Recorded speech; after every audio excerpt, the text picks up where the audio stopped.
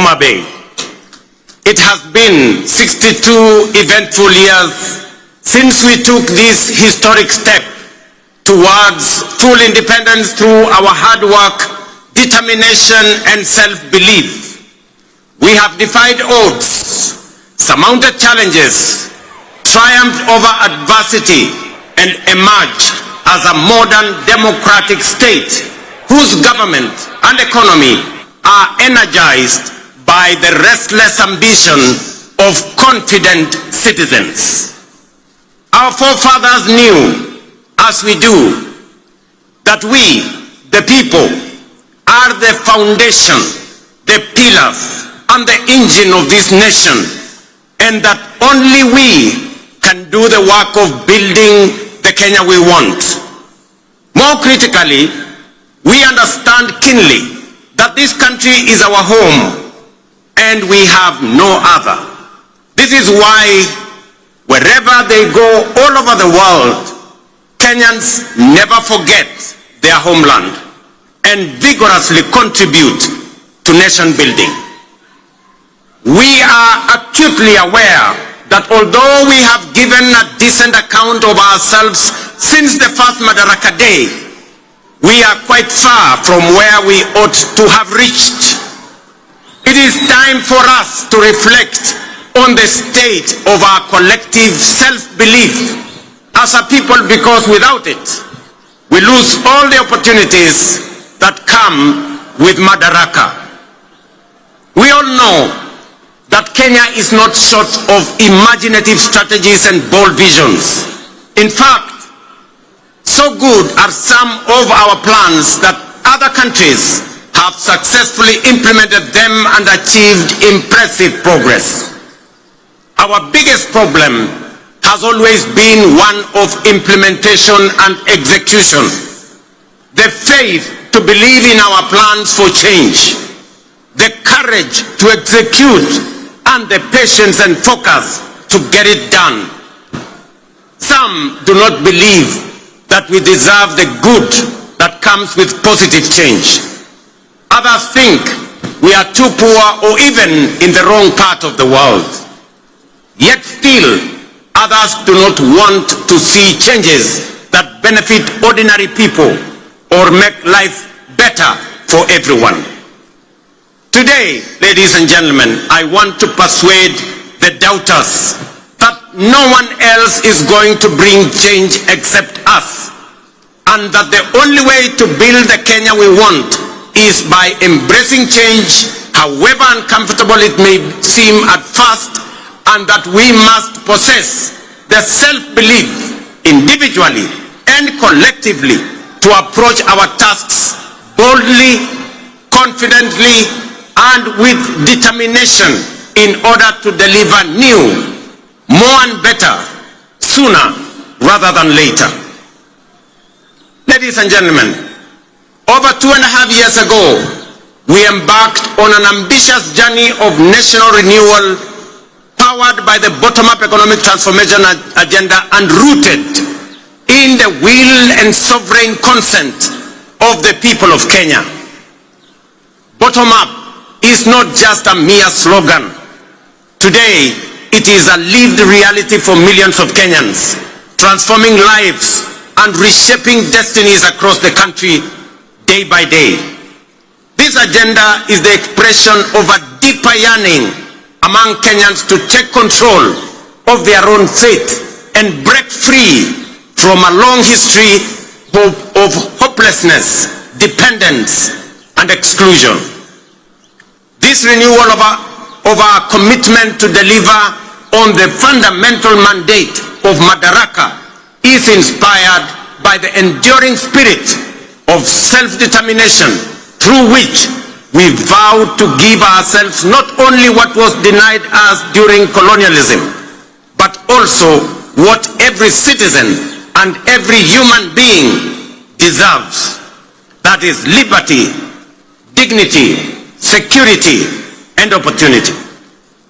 Madaraka affirms our collective faith, shared across generations of Kenyan patriots, that through hard work, innovation, and resilience, our farmers, traders, young people, workers, and professionals will rise to the occasion.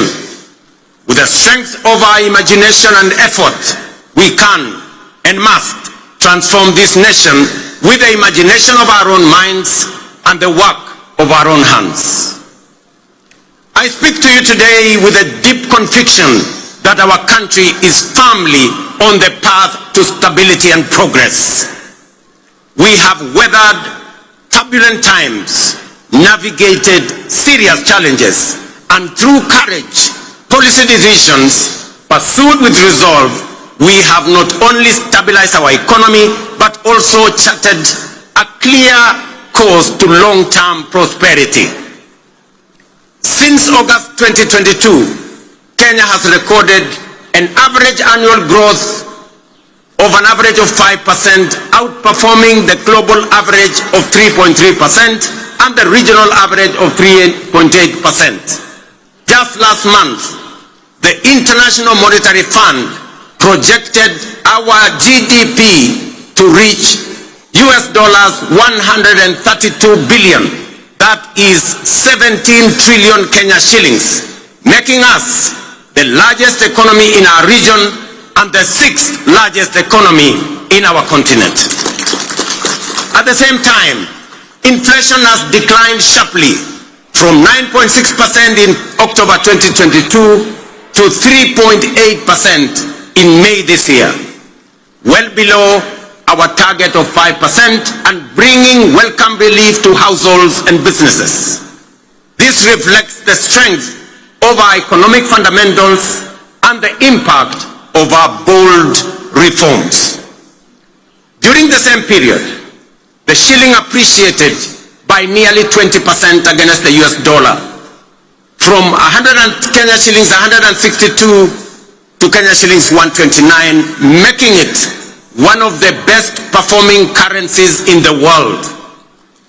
The central bank rate has decreased from 13 to 10%, lowering the cost of borrowing and spurring private sector activity. Additionally, our foreign exchange reserves now stand at US dollars 10 billion, extending our import cover from 2.5 to 4 months. Ladies and gentlemen, the affordable housing program stands as a powerful symbol of the socio-economic transformation underway across Kenya.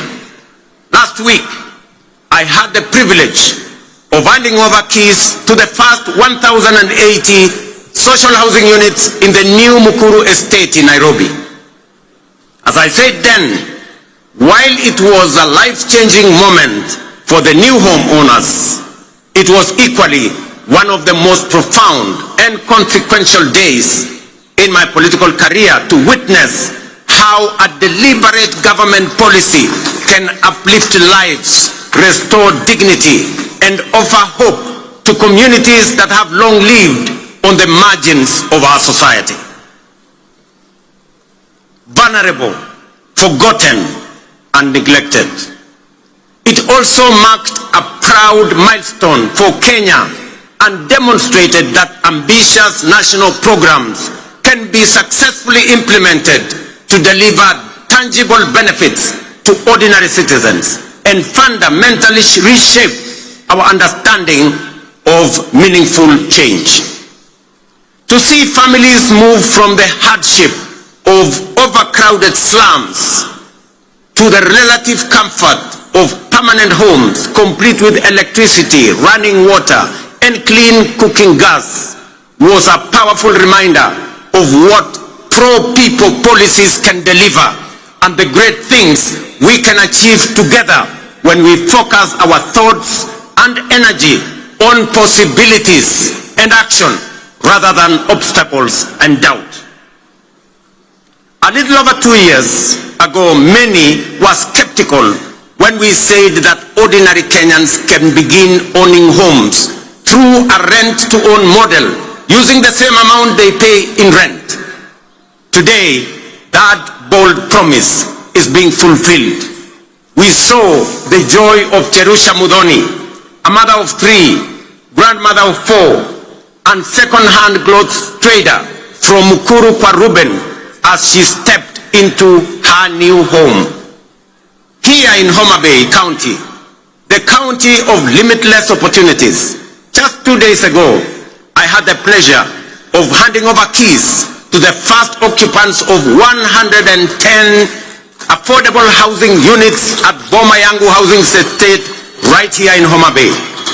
Among the new proud homeowners, some of whom are with us here today, were Kennedy Otieno Odede, a border writer, Helen Atieno Osala, a mama samaki at the new modern fish market here in Homa Bay, Geoffrey Othiambo Nyasuda, a Jua Kali fabricator, and Vincent Ocheng Onyango, a security guard. The journeys of new homeowners like Jerusha Mudhoni in Mukuru, Kennedy Odede here in Homa Bay, and thousands of others across the country, from the dehumanizing squalor of informal settlements to the security and pride of permanent homes, stand as a powerful testament to the transformative promise of bottom-up empowerment. They prove that with vision and resolve, courage and conviction, we can lift even the most forgotten among us into lives of dignity, hope, and limitless possibility. Ladies and gentlemen, if you didn't understand what we meant by bottom up, now you do. If you didn't believe, now you believe. And if you thought it was a fantasy, as contributors to the housing levy, you are now witnessing and making history that will be remembered for generations to come in the history of Kenya. We are firmly on course to delivering 100